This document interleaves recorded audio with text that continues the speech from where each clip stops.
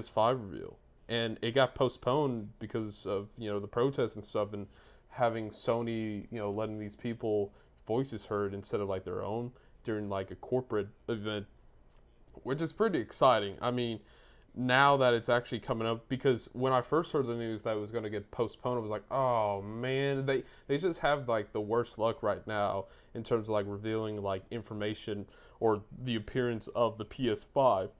Excuse me. Honestly, bro, it's interesting because I had assumed when they pushed back the release or the conference for the PlayStation 5, I assumed that it was a kind of a cover up for just buying some time. Not really buying some time. I think they were ready to go out there and do it. But I think they were like, oh, well, cool. We got something to kind of crutch on and we can push back and do a couple more things. But no, it seems as if it was genuine because it's only a few days after the fact that they're now going to reschedule. Just a week. Which is the 11th. Just a week. Yeah. Just a week, exactly. So I'm assuming that they probably did add and subtract a couple of things or change a couple of things that did a little more practice, or who knows, it might be pre-recorded for all we know. Oh, that was my first thought. It was pre-recorded because there's no it's not live, right? Yeah, I don't think it's live.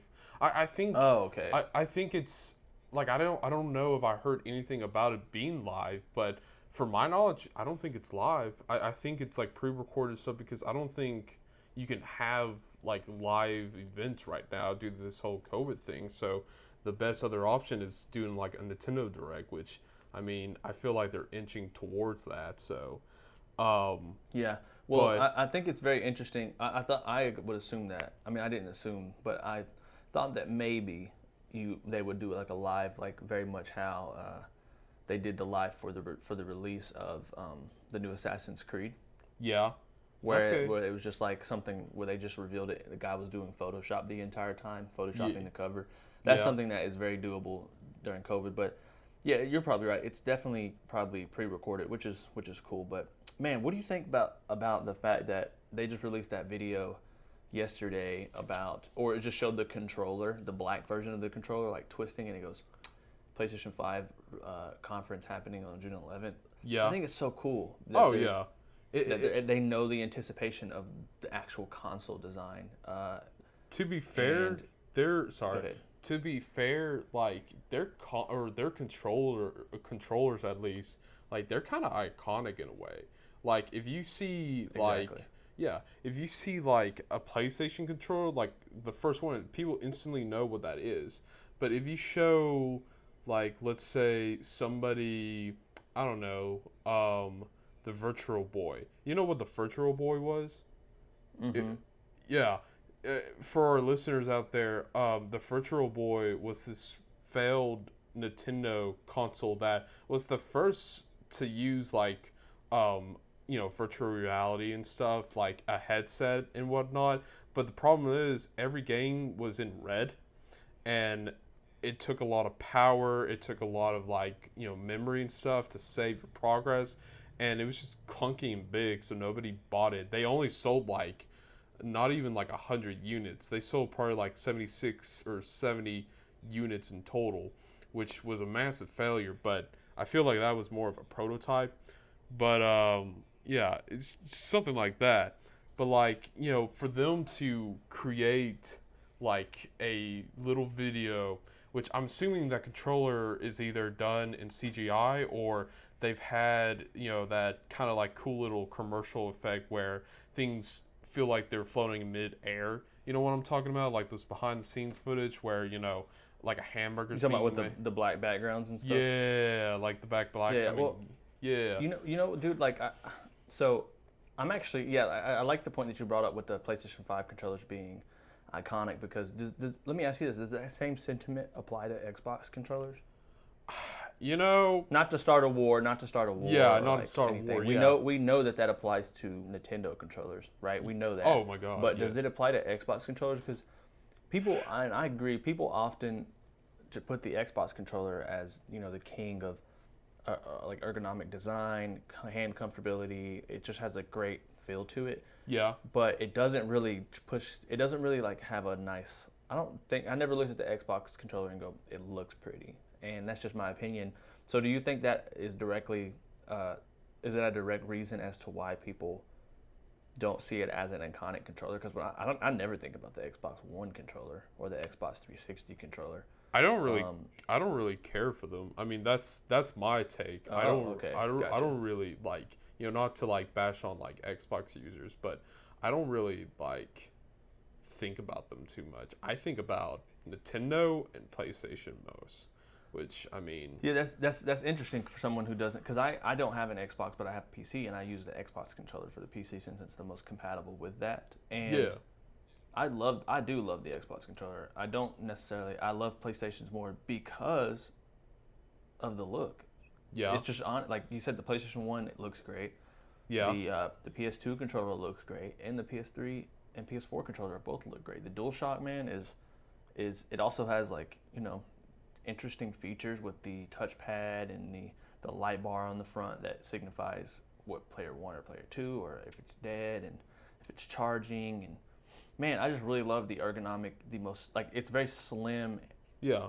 It might not be the most comfortable controller to some people, but it definitely has like a very slim and sleek look, which for me that helps over anything, because I kind of want everything in the house to be, Slim kind of and slick. slim, minimalistic Yeah, in that way. Yeah, and the Xbox is kind of more so for if I want to just chill and play games that's and like have the me in that's yeah. like me in like Apple stuff.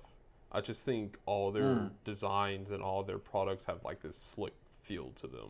Like you feel you're like right on that, bro. yeah, like I just feel like, holding a MacBook Pro, you feel like, I mean, I just recently rewatched the Titanic, but you feel like you're like king of the world almost, because one, it's like a prestigious kind of company, but also two, like it's just holding that in your hands. It's like, wow, I feel great. You know what I mean? It's not like Hmm. holding like a PC or like a Lenovo. No offense to the Lenovo users.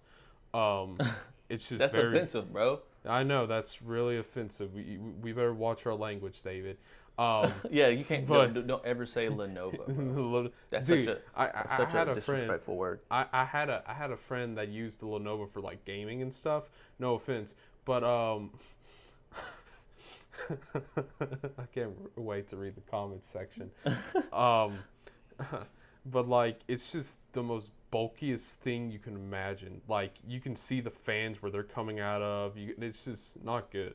I just never, I never really understood why people like Yeah, yeah, I PCs agree, man. Their more. laptops, the laptops that I will say this, I have a custom PC, right? I think custom Yeah. builds are dope. Oh yeah, But definitely. when it comes to like, and I will say this, my least favorite thing about a custom PC is how large and how like much cable management it takes, Oh and that dude, I makes it look bet. ugly.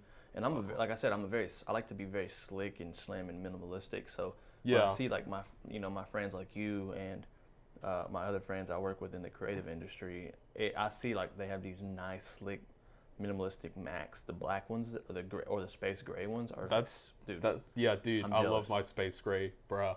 I love it. Love it. Dude, 32. what we Yeah. need a freaking we. I think Sony. I mean, I definitely. That's an interesting point that you made, because we're talking. I don't want to make this the Apple podcast, right? But Right. like, I think it's a good point that you made that the PlayStation Five, it does follow in that same route a little bit. Like they're definitely, and it's coming from Sony, who I don't think has the slickest amount of No. or like, technology around in their, and I'm talking about in their entire catalog other than the PlayStation. You're talking about the headphones and everything. They do have a slick feel, but they seem to Yeah. be their most slickest when it comes to the PlayStation. I agree. Hands down, I agree. Like I don't even like their TVs. I don't like their TVs. No. I don't like anything like they have to do with like audio anymore, because back in the day when they first founded, Sony was a repair shop for broken Yeah, yeah. audio recorders and stuff, or radio players. So it's kind of interesting how they've evolved from that to like a multi-billion-dollar industry. I mean, it's kind of crazy. But yeah, I agree with you. Like, I feel like they focus more on their PlayStation designs than anything. Which, what do you think it's going to look like? Because we still haven't seen it. I mean, So yeah, almost had a heart attack the other day because I seen something that I think it was a fake news. I can't remember exactly, but you know that dev kit that they sent out, the one that was really ugly.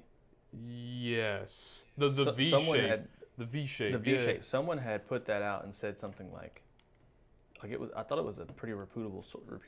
I should have saved it, but it said something along the lines of PlayStation 5 confirmed, and it had like, or design confirmed, and it had that design on there. Yeah. And I was like, bro, like That's ugly. My theory it's about so that ugly. is, my theory about that is, and I think I've said this in a previous podcast, that's the interior of the PS5, and the outerior is going to be completely different.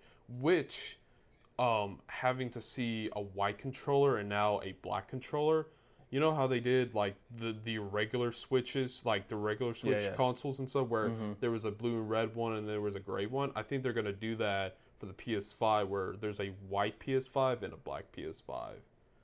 That's Oh, I my mean, theory. I think that's it. I mean, I definitely think they're going to do that for sure. What Oh yeah, I would like to see, I would. So when I'm talking about design, man, I think that they're not going to go the V-shaped route. But I was kind of like, even though it's ugly, I was kind of excited for that because it's something fresh. yeah. But I definitely think they're going to go for a. You know what? Let me ask you this. I think they're going to off the jump. I think they're going to eliminate the since they're using specifically SSDs. That's like their entire selling point. I think they're going to specifically not create a bulky version this time. You know, they always have Like the a slim version. Oh, I think they're going to go I didn't straight think to about slim. that. I didn't think about I that. think that PlayStation's saying, look, this is like we're going straight to slim. Like they're trying to, you know what I mean? I mean, it's every company's goal to make it as slim as possible, and everyone complained about the Xbox Tower.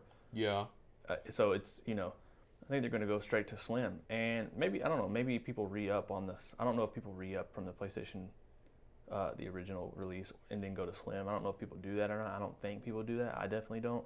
yeah. If they do, then they definitely are going to just release two versions and re-up on that cash.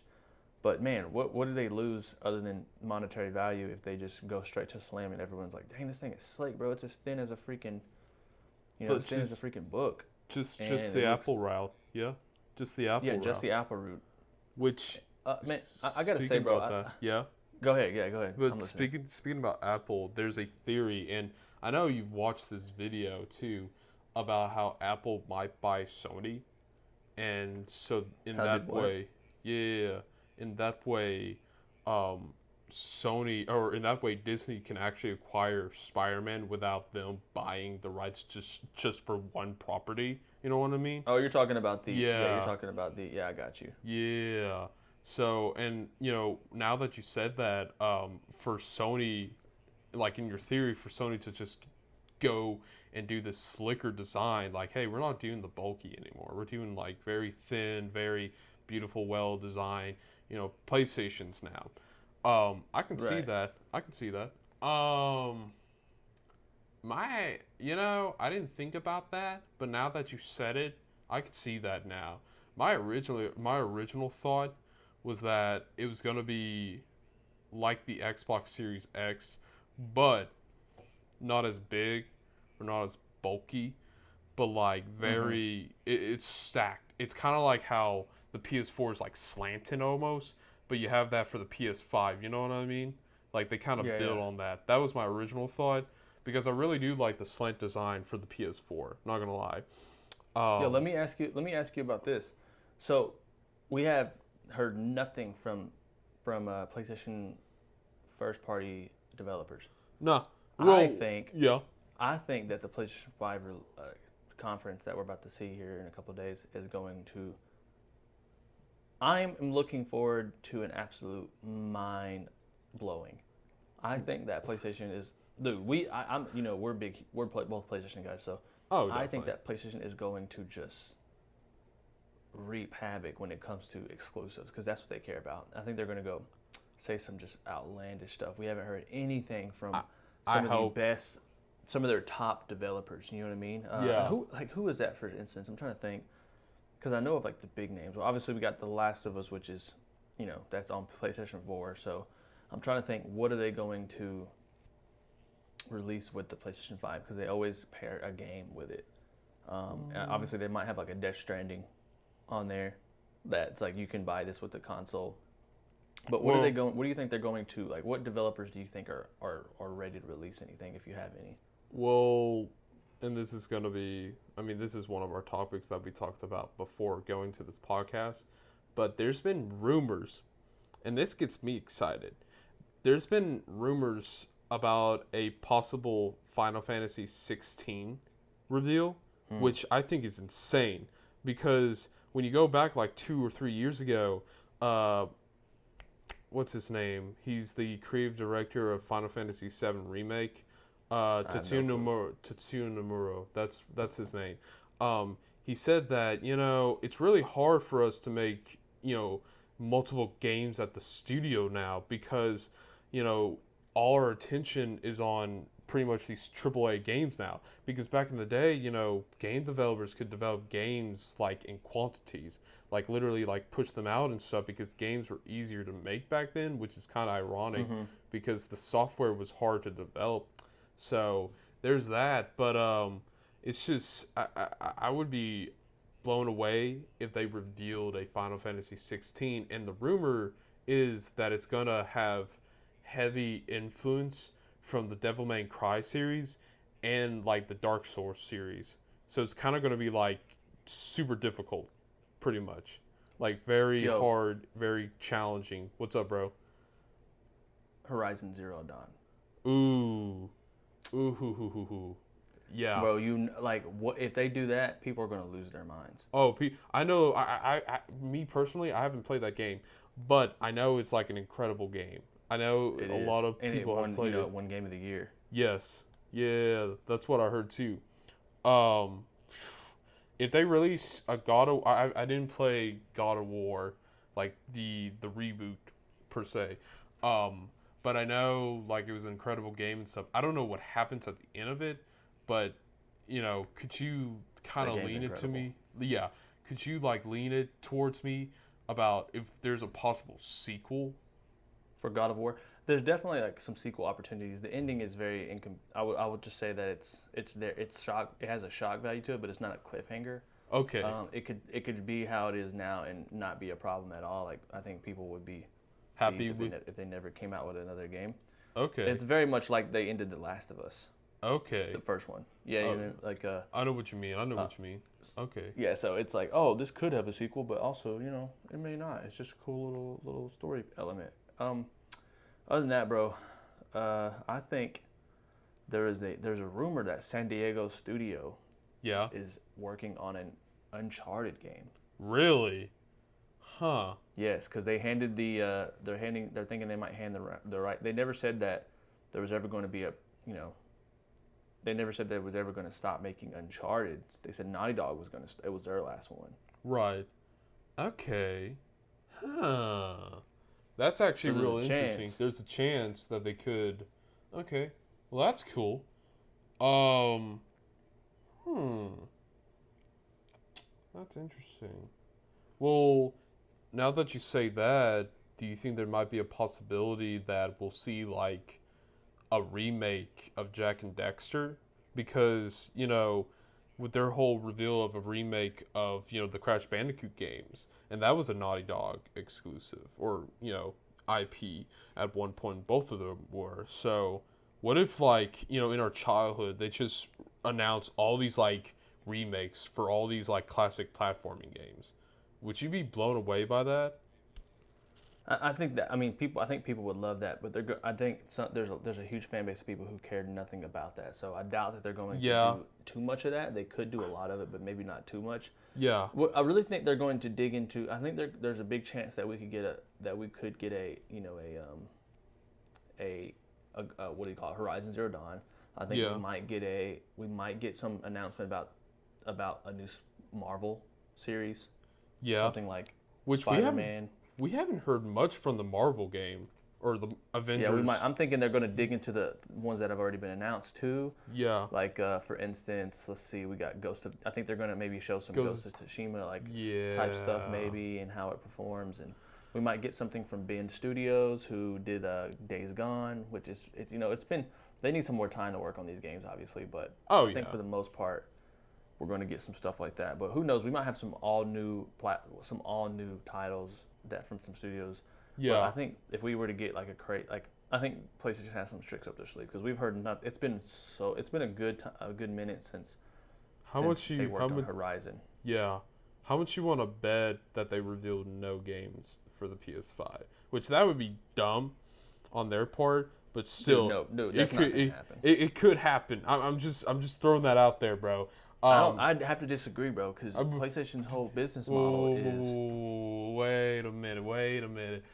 Sorry guys, we're gonna get a little feisty here. You remember when they were talking about like not what was the name of the event? It wasn't like a tech demo. It was like an in-depth like look at the PlayStation 5's processing power. You know what I'm talking about? You're talking about like that little tech thing that they did. Yeah. We got no game reveals from that. And granted, like the way they marketed was like very misleading because a lot of people were like, "Oh, this is like a little cool mini reveal," but we got no games from it. We just got basic, Well, that wasn't for the gamers though. That was really for the developers. Yeah. It was almost like it was like a tech reveal for not really even for developers because developers probably already knew the power that was coming. Yeah, but like I don't think that was really for us to really understand. Like I think this one's gonna, dude. Their whole business model is based around the exclusives. Right.